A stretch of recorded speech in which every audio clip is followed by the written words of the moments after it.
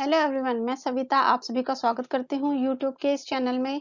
आज की वीडियो में हम चैप्टर 4 को ही कंटिन्यू करेंगे। चैप्टर 4 विचारक, विश्वास और इमारतें। सांस्कृतिक विकास के ऊपर हम लोग चर्चा कर रहे थे। 600 ईसा पूर्व से 600 ईस्वी के समय में जिस तरीके के भी बदलाव आए थे सांस्कृतिक और धार्मिक तौर पर, बौद्ध और जैन धर्म के बारे में डिस्कशन चल रहा था। चलिए स्टार्ट करते हैं। आज के सब टॉपिक्स हैं अलौकिक सुखों से आगे। महावीर जी के बारे में हम लोग आज जानकारी प्राप्त करेंगे। जैन धर्म की एजुकेशन क्या थी, टीचिंग्स के बारे में। जैन धर्म का विस्तार कैसे हुआ था भारत जैसे इतने बड़े उपमहाद्वीप में। जैन धर्म का विभाजन और बुद्ध और ज्ञान की खोज के बारे में। लौकिक सुखों से आगे, बियॉन्ड वर्ल्डली प्लेजर्स की अगर हम बात करते हैं तो इसमें हम महावीर जी के बारे में पढ़ेंगे। महावीर जी जो हैं जैन धर्म के 24वें तीर्थकर थे। इससे पहले 23 थे। महावीर जी जो हैं वो 24वें थे। महावीर जी जो हैं उनका जो जन्म हुआ था 599 बीसी में उत्तरी बिहार के वैशाली नामक एक कुंडुलपुर ग्राम में हुआ था। इनके पिताजी जो हैं वो सिद्धार्थ थे और मम्मी जो है इनकी त्रिशाला लिच्छवी वंश की राजकुमारी थी। शादी हो गई थी इनकी एक राजकुमारी यशोदा से और एक पुत्री भी थी इनकी। पर क्योंकि इनका ध्यान गृहस्थ जीवन में नहीं लगता था और इनका ध्यान जो है वैराग्य की ओर था, तो इन्होंने 30 साल की उम्र में ही सन्यास ले लिया था। घर गृहस्थी को छोड़कर सन्यास की तरफ बढ़ गए थे। 12 सालों तक इन्होंने कठोर तपस्या करी, शरीर को कष्ट दिया, जो भी तपस्या करने के तरीके हैं वो सारे आजमाए और इनको ज्ञान प्राप्त हुआ। ज्ञान प्राप्त करने के बाद 30 साल तक इन्होंने जैन धर्म का प्रचार प्रसार किया और 72 वर्ष में जाकर 72 वर्ष की आयु में राजगृह पावरपुर पटना जिला है जहां पर जाकर इनकी डेथ हो गई थी 72 वर्ष की आयु में। अब देखते हैं इनकी टीचिंग्स क्या थी। जैन धर्म की टीचिंग्स की अगर हम बात करें तो त्रिरत्न, 3 रत्न थे जिसके ऊपर इन्होंने बहुत ज्यादा जोर दिया था। सम्यक विश्वास, विश्वास का मतलब है एक दूसरे के ऊपर ट्रस्ट करना चाहिए और विश्वास करने से ही क्योंकि समाज आगे बढ़ता है। अगर हम एक दूसरे के ऊपर ट्रस्ट ही नहीं करेंगे तो आप सोच सकते हो सोसाइटी चलाना कितना मुश्किल हो जाएगा। तो विश्वास बहुत इंपॉर्टेंट चीज होती है। विश्वास से ही समाज में हम तरक्की कर सकते हैं, आगे बढ़ सकते हैं। दूसरा ज्ञान, सम्यक ज्ञान, अपने नॉलेज को बढ़ाने के ऊपर ध्यान देना चाहिए और जितना ज्यादा हम नॉलेज गेन कर सकते हैं समाज में रहकर उन सब चीजों को गेन करना चाहिए। सम्यक कर्म, कर्म का पालन करना चाहिए, अपने कर्मों से पीछे नहीं हटना चाहिए और लोगों की भलाई के लिए काम करने चाहिए और अच्छे कर्म करने चाहिए जिसकी वजह से हम जब नेक्स्ट टाइम जन्म लें तो हमें बुरे कर्म करेंगे तो उसका फल हमें भुगतना पड़ेगा अगले जन्म में जाके, क्योंकि पुनर्जन्म जैसी चीजों में ये भी विश्वास करते थे। तो इसीलिए इंसान के कर्म अच्छे होने चाहिए। अगर कर्म अच्छे होंगे तो नेक्स्ट जो उसकी लाइफ है, अगला जो जन्म उसको मिलेगा तो वो अच्छा होगा, मतलब उसे उसके अच्छे कर्मों का फल मिलेगा। और इन सारी चीजों को त्रिरत्न का पालन करते हुए ही किन किन चीजों पे बल दिया गया है। घोर तपस्या, तपस्या करने पर बल दिया गया है कि तपस्या के ऊपर बहुत ज्यादा ध्यान देना चाहिए, घोर तपस्या करनी चाहिए। और अगर हमें मोक्ष पाना है, जो जीवन मरण पुनर्जन्म का जो चक्र है कि बार बार जन्म लेने जैसी जो चीजें हैं, अगर इससे हमको छुटकारा चाहिए, मुक्ति चाहिए, तो हम इन 3 रत्नों का पालन करें और इनका पालन करने से ही हमें निवारण मिल सकता है। मतलब बार बार जन्म लेने का जो झंझट है उससे मुक्ति मिल जाएगी और हमको मोक्ष प्राप्त हो जाएगा, फिर हम दोबारा जन्म नहीं लेंगे। तो ये चीज पॉसिबल है इन 3 रत्नों का पालन कर कर ही। जैन धर्म की टीचिंग्स की तरफ बढ़ते हैं और आगे। अहिंसा, अहिंसा मतलब किसी के साथ में भी हिंसा नहीं करनी चाहिए, किसी को मारना पीटना नहीं चाहिए, सबके साथ में प्यार से और अच्छे से बिहेव करना चाहिए। और जैन धर्म जो है वो एक ऐसा धर्म है जिन्होंने न केवल इंसानों को बल्कि एनिमल्स जो हैं, पेड़ पौधे जो हैं, जीव जो हैं, उन तक के प्रति अहिंसा का जो बिहेव है वो अपनाने के लिए बोला है। जैन धर्म में कहा गया है कि जो पेड़ पौधे चट्टाने वगैरह तक में जीवन माना गया है, तो हमें इनको कष्ट नहीं देना चाहिए और किसी के साथ में बुरा नहीं करना चाहिए।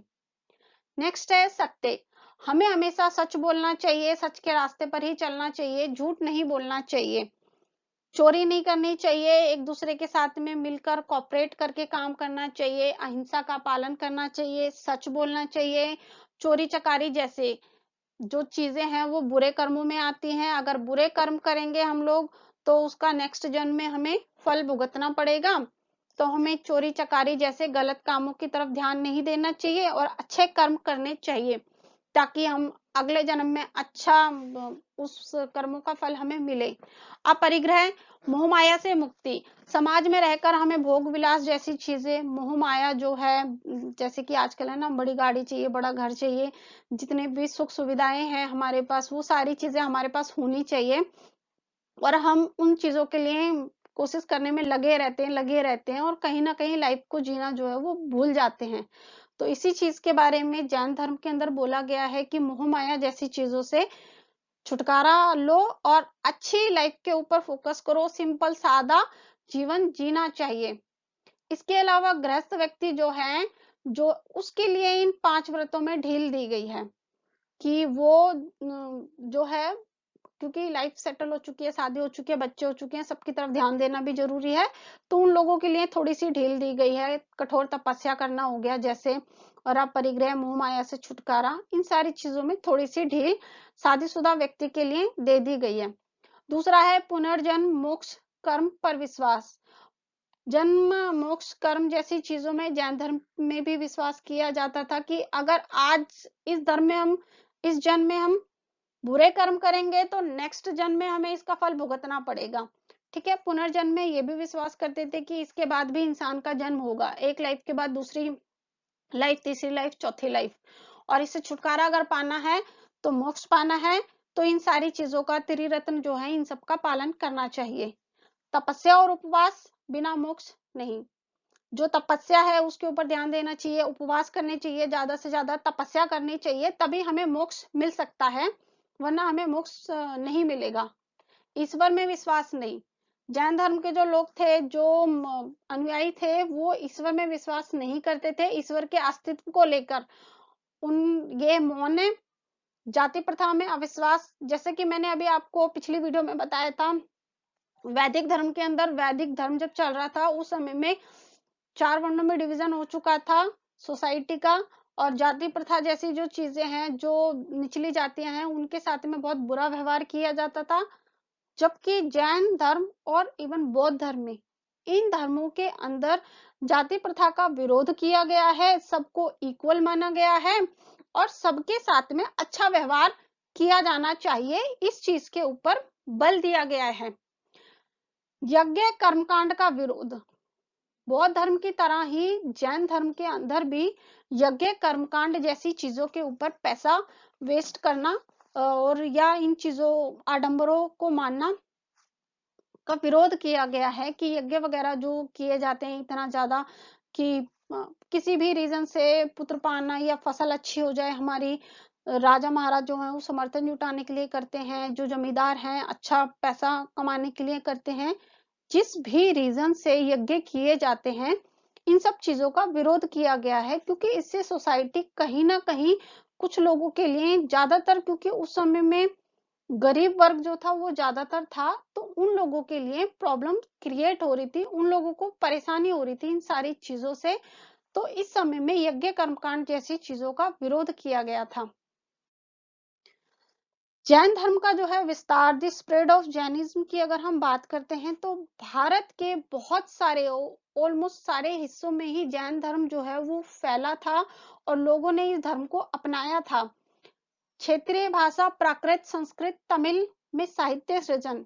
जैन, क्योंकि उस समय में संस्कृत की अगर बात करें तो संस्कृत ब्राह्मणों की लैंग्वेज मानी जाती थी, बट जैन धर्म जो है, प्राकृत भाषा जो आम लोगों की बोलचाल की भाषा थी उस समय में, 600 ईसा पूर्व से 600 ईस्वी तक के समय की मैं बात कर रही हूँ, तो प्राकृत भाषा आम लोगों के बोलचाल की भाषा थी।